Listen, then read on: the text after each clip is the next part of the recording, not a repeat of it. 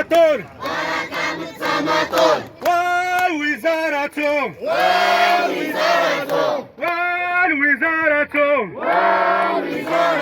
وزارة التعليم وزارة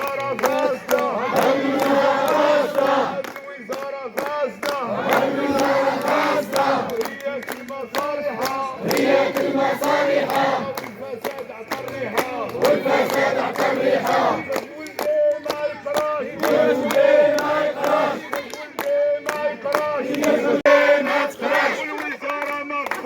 والوزارة ما تخبرش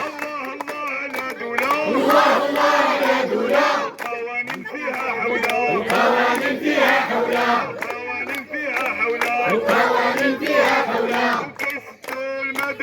وكيشدوا المدارس وكيغلقوا المدارس وكينشروا الجهل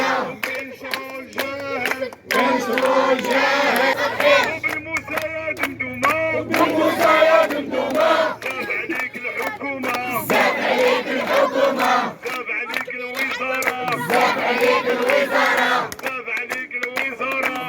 الحكومة العاجزة وبتجمع الباليزة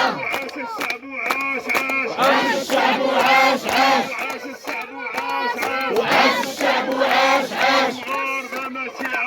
مغاربة ماشي عوباش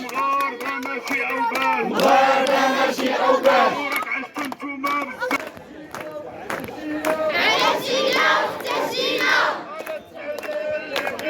على التعليم اللي بغينا وشي مطرود شي باقي هذا تعليم طبقي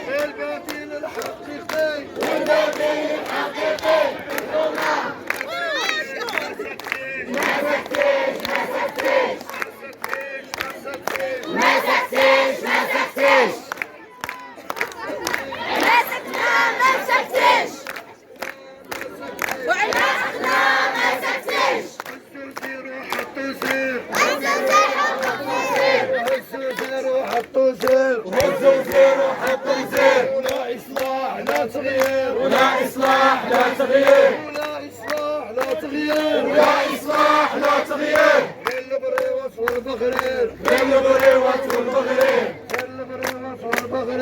للبريوات والبغرير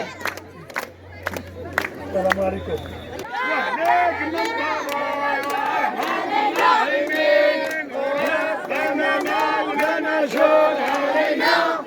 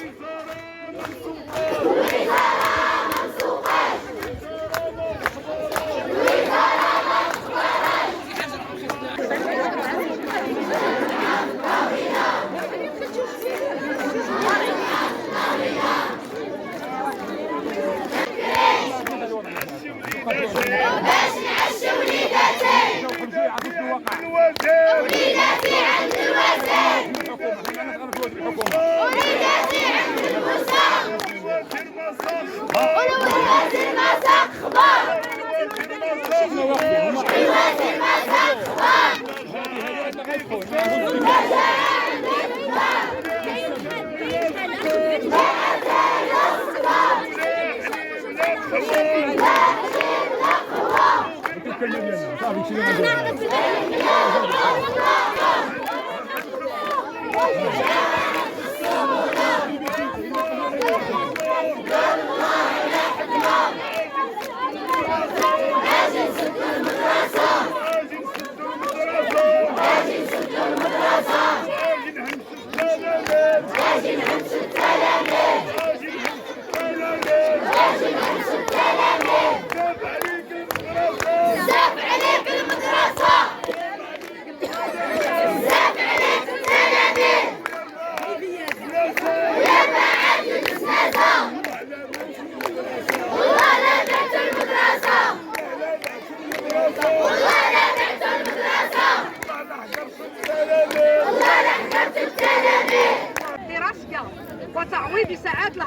الدراسي.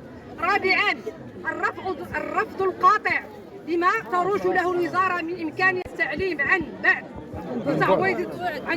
لتعويض الساعات التعليمية المهدورة عبر مسطحات الإلكترونيات فشلها من قبل. خامسا التفكير في آليات الدعم التربوي التي تتناسب مع كل الفئات الاجتماعية بما فيها الفئة الهشة عموما وتلامذة العالم القروي والجبلي خصوصا. سادسا دعوة وزارة التعليم إلى إلغاء العطلة البينة الثانية حتى يتسنى للتلاميذ تعويض بعض ما فاته من المقررات الدراسية. إن تنسيقية جمعيات أمهات وآباء تلاميذ في مدينة سونات وهي تناشد الجميع إلى المزيد من تحمل المسؤولية الوطنية والتربوية تجاه بناتنا وأبنائنا، تؤكد عزمها اتخاذ تدابير ترافعية متنوعة دفاعا عن المدرسة العمومية والمتمدرسين، كما تدعو إلى جميع الأمهات والآباء إلى الاستعداد لخوض أشكال نضالية أخرى إلى حين رجوع أبنائنا إلى أقسامهم الدراسية. وتحية النضالية للجميع. حالة ما إلى ما رجعوش ولادنا المدرسة باش يقراو، حنا ان شاء الله السيمانه الجايه غنتلاقاو هنا وغنبقاو ما غنبقاوش نجيو حنا في السيمانه غنبقاو نجيو كل نهار، غنديروا مسيرات وغنديروا اعتصامات هنا، غنجيبوا فراشنا وليداتنا ونبقاو نحسوا هنا، يعني باش تكونوا مستعدين لكل السيناريوهات اللي ممكن نديروها. حنا ما غنسمحوش ما غنرضاوش باش ولاد البرجوازيه اللي ولادهم يقراو حنا ولادنا نبقاو نحسنوا بهم. تحيه لجميع الجميع. وكنقول الجميع دابا انتم يعني جيتوا جزتوا هذه الوقفه بكل احترام واداب ومسؤوليه، ودابا كندعيكم ايضا باش الانصراف بهدوء وبمسؤوليه واحترام الجميع بدون اي مشاكل، وتحيه لكم جميعا. دجاجيه على حسب هاد الشهرين اللي وليداتنا ما قراوش، ولادنا رجعوا غير في الشارع، بقينا نشوفوهم ونتحسروا عليهم، ما بقى خصهم يقراو، الدولة ما بقى عندها غرض بأن وليداتنا يقراو. ما نجبوش عليك الله العلي العظيم. واش هي مسؤولية ديال المدرسة ولا مسؤولية بمعنى ديال الدولة الوزارة الوصية ديال الدولة أو الأساتذة اللي هما؟ حنا ما نحملوش المسؤولية للأساتذة، نحملوا المسؤولية للدولة. باش غنحملوا المسؤولية للأساتذة؟ شنو الدور ديالهم؟ الدور الأساتذة يدافعوا على حقهم، وحنا ندافعوا على الحق ديال وليداتنا. ربما هما عندهم الحق في داكشي اللي يدافعوا عليه، حنا عاوتاني نحطوا الولاد، حنا ما بغيناش ولادنا يضيعوا، لان الدوله كون كان عندها الغرض بان ولادنا تبعوا قرايه، يعني نهار اللي توقف القرايه يعني كنخصهم يشوفوا الحل. ما يخرجش هذه شهرين ولادنا في الزناقه يتلاحوا، لا قرايه لا رعايه، هما ولادهم راه ما يقراو، وحنا وليداتنا هما الخدامين يدوروا في الشوارع، ما خارجين حتى شي مستقبل، ولادنا ضاعوا هذه شهرين. الا جيت تسولوا على شي حاجه راه ما باقيش عاقل عليها. ما بغينا الحل، بغينا الدوله توقف معنا، ما تخليناش ولادنا يضيعوا، خصوصا حنا جينا فاتوا ناس حنا مهمشين. المطالب ديالنا غنعاودوا غنجلسوا هنا حدا المديريه، غنجيبوا ولادنا وغنجلسوا هنا ونشوفوا الحل، خصهم يشوفوا لنا حل. واحد الوقت الوالدين ديالنا كانوا يتقاتلوا باش نعيشوا حرين ونعيش البلاد عيش توفر فيها كل شيء، كانت الدراسه هي كل شيء. دابا الدراسه رجعت اخر هم ديال الدوله، بقينا نفضلوا الكره على القرايه على اي حاجه. القرايه رجعت اخر شيء، نفضلوا بان القرايه ترجع هي اول شيء. ولادنا راه متجمكوا، لا لغه عربيه لا رئيسة جمعية آباء وأولياء تلاميذ الشيخ. المدرسة الابتدائية العشرين. الشيخ الجامع. حتى نتوما انخرطتوا في هذا الاحتجاج. حنا انخرطنا في هذا الاحتجاج وجينا باش ندافعوا على حقوق الوليدات ديالنا والتلاميذ كامل بصفة عامة، على الحقوق ديالهم باش يرجعوا يقراو من السكن، حتى هما ضايعين. شحال هادي هما جالسين ماشيين. بسم الله الرحمن الرحيم. عبيدة حسن، رئيس جمعية آباء أولياء تلاميذ عدد ديال زوج مارس بعين قدح. ندين ونستنكر كل ما يتعرض له من يساعدنا في تربية أبنائنا، وهذا خط أحمر. نحن مع الأساتذة في أخذ حقوقهم ومع تلاميذنا وأطفالنا لكي يستمرون في الدراسة والالتحاق بحجراتهم الدراسية. وكنلاحظوا هذا التعنت الحكومي من المسؤولين، مما يؤدي الى ضياع واحد الوقت كبير في السنه الدراسيه.